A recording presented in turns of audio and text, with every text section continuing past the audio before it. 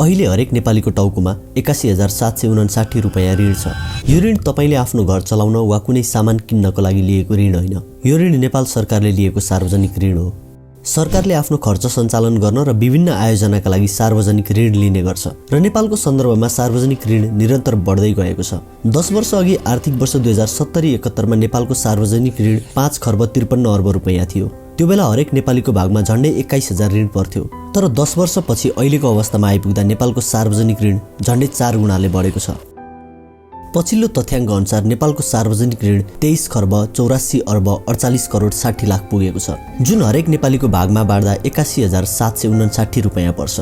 पुस महिनासम्म सरकारले लिएको सार्वजनिक ऋण गत आर्थिक वर्ष 2069-80 को भन्दा 85 अर्ब 13 करोडले धेरै हो। सरकारले आर्थिक वर्ष 2080-81 सुरु भएको पहिलो 6 महिनामा नै 1 खर्ब 62 अर्ब 58 करोड 49 लाख रुपैयाँ ऋण लिएको छ। वर्षेनी बढ्दै गएको सार्वजनिक ऋणले नेपाललाई कस्तो असर पार्छ त? जनताको जीवनशैलीदेखि देशको अर्थतन्त्रसम्ममा यसको प्रभाव कस्तो हुन्छ? अनि सरकारले सार्वजनिक ऋण चाहिँ लिन्छ किन? आउनुहोस् आजको भिडियोमा हामी यही विषयमा कुरा गरौँ। देशको सार्वजनिक ऋणको आकार 23 खर्ब 84 अर्ब रुपैयाँ लागेको छ। सामान्य भाषामा सार्वजनिक ऋण वा पब्लिक डेब्ट भनेको सरकारले लिने ऋण हो, चाहे त्यो आन्तरिक स्रोतबाट लिने ऋण होस् वा बाह्य स्रोतबाट लिने ऋण। आफ्नो खर्च चलाउन तथा ठूला आयोजनाहरूमा काम गर्नका लागि सरकारसँग भएको आय अपुग भएको बेला सरकारले सार्वजनिक ऋण लिने गर्छ। आन्तरिक ऋण लिँदा सरकारले विभिन्न बोन्ड तथा ट्रेजरी बिलहरू इस्यु गर्ने गर्छ भने बाह्य ऋण लिँदा IMF तथा विश्व बैंक जस्ता विभिन्न अन्तर्राष्ट्रिय संस्था तथा विभिन्न देशबाट ऋण लिने गर्छ। नेपालमा सार्वजनिक ऋणको इतिहास हेर्ने हो भने सरकारले राष्ट्रिय ऋण उठाउने ऐन 2017 जारी गरेसँगै पहिलोचोटि 2018 मा सार्वजनिक ऋण लिएको थियो। त्यो बेला सरकारले आन्तरिक ऋण उठाएको थियो। 2008 सालमा ल्याएको नेपालको पहिलो बजेटदेखि नै वैदेशिक सहयोग लिने भनिए तापनि नेपालको बाह्य ऋण भने आर्थिक वर्ष 2020-21 मा मात्रै लिएको थियो। आर्थिक वर्ष 2031-32 मा आइपुग्दा नेपालको कुल सार्वजनिक ऋण 94 करोड पुगेको थियो, जुन त्यो बेलाको GDP को 5.7% मात्रै थियो। तर पछिल्लो एक दशकमा नेपालको सार्वजनिक ऋण निरन्तर बढ्दै गएको छ। आर्थिक वर्ष 2070-71 मा 5 खर्ब 53 अर्ब सार्वजनिक ऋण रहेकोमा गत आर्थिक वर्ष 2079-80 मा यो बढेर 22 खर्ब 89 अर्ब पुगेको छ। 2072 सालमा आएको भूकम्पका कारण भएको क्षति र त्यसको पुनर्निर्माणका लागि सरकारले सार्वजनिक ऋण लिनमा वृद्धि गरेको थियो। तर त्यसपछि पनि सार्वजनिक ऋण बिस्तारै बढ्दै गएको थियो।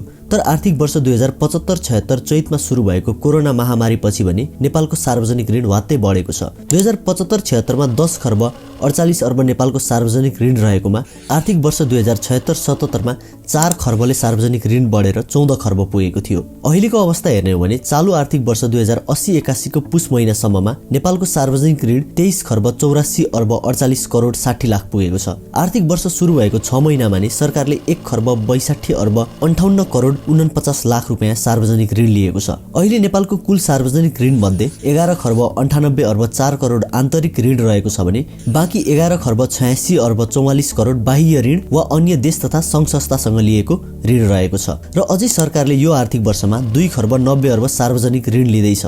यो आर्थिक वर्षमा सरकारको कुल बजेट मध्ये आन्तरिक स्रोत र अनुदानबाट अपुग हुने 4 खर्ब 52 अर्ब 75 करोड रुपैयाँ सार्वजनिक ऋण लिएर पुर्याउने बजेटमै भाषण भएको थियो, जसमध्ये 2 खर्ब 12 अर्ब 75 करोड वैदेशिक ऋण र बाँकी 2 खर्ब 40 अर्ब आन्तरिक ऋणबाट लिने सरकारको तयारी थियो, जस अनुसार अझै 2 खर्ब 90 अर्ब सार्वजनिक ऋण लिने तयारी सरकारको छ। कुनै पनि देशले सार्वजनिक ऋण लिनु आफैमा गलत कुरा होइन। विश्वभरका सबैजसो देशहरूले सार्वजनिक ऋण लिने गरेका छन्। ठूला आयोजनाहरू पूरा गर्न वा सरकार सञ्चालनकै लागि पनि सार्वजनिक ऋण आवश्यक पर्छ।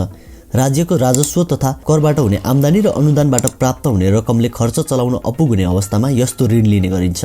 अमेरिका, जापान, सिङ्गापुर जस्ता विकसित मुलुकहरूले पनि आफ्नो खर्च चलाउनका लागि सार्वजनिक ऋण लिने गरेका छन्। पीटर जे पिटरसन फाउन्डेसनका अनुसार विश्वकै ठूलो अर्थतन्त्र रहेको देश अमेरिकाको सार्वजनिक ऋण 341 खर्ब अमेरिकी डलर रहेको छ। यी देशहरूसँगको तुलनामा हेर्ने हो भने नेपालको सार्वजनिक ऋण धेरै जस्तो लाग्दैन। तर सार्वजनिक ऋण र देशको कुल ग्राहस्थ उत्पादन GDP बीचको रेसियो कति छ भन्ने कुराले पनि फरक पार्छ। कुल ग्राहस्थ उत्पादन वा GDP भनेको कुनै पनि निश्चित समयमा देशमा उत्पादित सेवा तथा वस्तुहरूको मूल्य भन्ने बुझिन्छ। गत आर्थिक वर्ष 2079-80 को अन्त्यमा नेपालको सार्वजनिक ऋण GDP को 42.73% थियो। त्यो बेला नेपालको जीडीपी 53 खर्ब 81 अर्ब 33 करोड रहेको थियो। इन्टरनेशनल मोनिटरी फन्ड IMF का अनुसार 2024 मा नेपालको सार्वजनिक ऋण र जीडीपी बीचको रेशियो 47.9% पुगेको छ। नेपालको डेब्ट टु जीडीपी रेशियो पनि पछिल्लो 10 वर्षको अवधिमा निरन्तर बढिरहेको छ। आर्थिक वर्ष 2070-71 मा नेपालको सार्वजनिक ऋण जीडीपी को तुलनामा जम्मा 28.5% मात्रै थियो। तर 10 वर्षपछि अहिलेको अवस्थामा भने 47.9% जीडीपी को हिस्सा सार्वजनिक ऋणले ओगटेको छ। जीडीपी को तुलनामा सार्वजनिक ऋणको अनुपात हेर्दा नेपालको अवस्था धेरै चिन्ताजनक नभएको जस्तो देखिन्छ, किनभने विश्वमा आफ्नो जीडीपी भन्दा धेरै ऋण लिने देशहरू पनि छन्। अमेरिकाको डेब्ट टु जीडीपी रेशियो 126.9% रहेको छ। यो भनेको अमेरिकाको जीडीपी भन्दा धेरै त्यहाँको सार्वजनिक ऋण छ भन्ने हो। संसारकै तेस्रो ठुलो अर्थतन्त्र रहेको जापानको डेब्ट टु जीडीपी रेशियो पनि सबैभन्दा धेरै रहेको देशहरूमा पर्छ। जापानको सार्वजनिक ऋण त्यहाँको जीडीपी को 251.9% रहेको छ। नेपालकै छिमेकी देशहरूको अवस्था हेर्ने हो भने पनि नेपाल अरू देशभन्दा कम ऋण लिने र जीडीपी को अनुपातमा कम ऋण भएको देशहरूमा पर्छ। तर नेपालको जीडीपी र सार्वजनिक ऋणको अनुपात धेरै नभए पनि यो ऋण कहाँ खर्च भइरहेको छ भन्ने कुराले भने नेपालको अवस्था चिन्ताजनक रहेको देखाउँछ। नेपालले लिने सार्वजनिक ऋण उत्पादनमूलक क्षेत्रमा प्रयोग नभएको अर्थशास्त्रीहरूको तर्क छ। अमेरिका र जापानले जस्तो भविष्यमा देशको जीडीपीमा योगदान दिने क्षेत्रमा नभई नेपालले लिएको सार्वजनिक ऋण सरकार चलाउन चालु खर्च र पुरानो ऋणको ब्याज तिर्नमा मात्रै खर्च भइरहेको छ। अर्थशास्त्री तथा सांसद स्वर्णिम वाग्ले पनि यस्तै भन्छन्। र विदेशी ऋण 213 अर्ब, स्वदेशी ऋण 240 अर्ब, जसमध्ये 182 अर्ब चाहिँ पुरानो ऋण तिर्नको लागि पनि ऋण लिइरहेका छौँ। र यो क्राउडिङ आउट जुन भन्छौँ, एउटा उत्पादनमूलक प्रयोजनको लागि निजी क्षेत्रले खर्च गर्न सक्ने पैसा हामीले बजारबाट थुतेर सोसेर अनुत्पादक सरकारी खर्चहरू प्राय अनुत्पादक नै हुन्छन्, त्यतातिर जानु असाध्यै चिन्ताजनक पनि छ। अहिलेको अवस्थामा नेपालले लिने सार्वजनिक ऋणको ठूलो हिस्सा पहिले लिएको ऋणको सामा र ब्याज तिर्नमा खर्च हुन्छ। चालु आर्थिक वर्ष 2080-81 को पुस महिनासम्म सरकारले 1 खर्ब 62 अर्ब 58 करोड सार्वजनिक ऋण लिइसकेको छ, जसमध्ये 77 अर्ब 45 करोड त पहिले भएकै ऋणको सावा तिर्नमा खर्च भएको छ। ब्याज सहित हिसाब गर्ने हो भने सरकारले लिएको कुल ऋण मध्ये 1 खर्ब 16 अर्ब 58 करोड रुपैयाँ पहिल्यै रहेको सार्वजनिक ऋणको ब्याज र सावा तिर्नमा खर्च भएको छ। नेपालको बढ्दै गएको सार्वजनिक ऋण पुरानो ऋण तिर्न र सरकारी कर्मचारीहरूको तलब भत्ता नेताको भ्रमण खर्च जस्ता कुराहरूका लागि चालु खर्चमा प्रयोग हुँदै आएको छ। यो कुरा हाम्रै बजेटको विनियोजनले पनि देखाउँछ।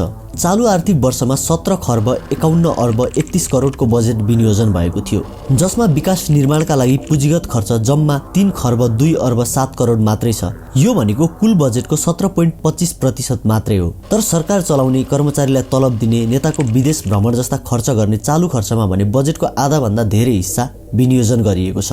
चालु खर्चमा सरकारले 11 खर्ब 41 अर्ब 78 करोड रुपैयाँ विनियोजन गरेको छ, जुन कुल बजेटको 65.20% हो। विकास निर्माणका लागि खर्च हुने पुँजीगत बजेट भन्दा वित्तीय व्यवस्थातर्फको बजेट धेरै छ। यो वर्ष पनि कुल बजेटको 17.55% अर्थात् 3 खर्ब 7 अर्ब 45 करोड बजेट वित्तीय व्यवस्थातर्फ विनियोजन भएको थियो। देशको कुल बजेटको 10 देखि 12% भन्दा धेरै रकम वित्तीय व्यवस्थामा खर्च गर्ने अवस्था सिर्जना हुनु सार्वजनिक ऋण व्यवस्थापनको समस्या मानिन्छ र नेपालमा अहिले यस्तै अवस्था सिर्जना भएको छ। वर्षेनी ऋण व्यवस्थामा खर्च गर्नुपर्ने बजेट बढ्दै गएको छ।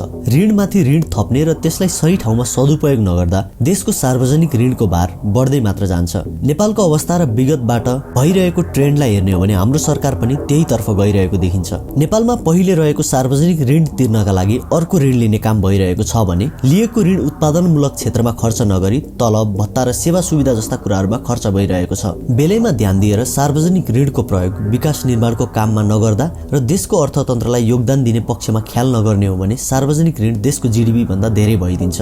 अमेरिका र जापान जस्ता देशहरूमा त्यहाँको अर्थतन्त्र उत्पादनमूलक भएका कारण जीडीपी भन्दा धेरै ऋण भए पनि अर्थतन्त्र धानिएको छ।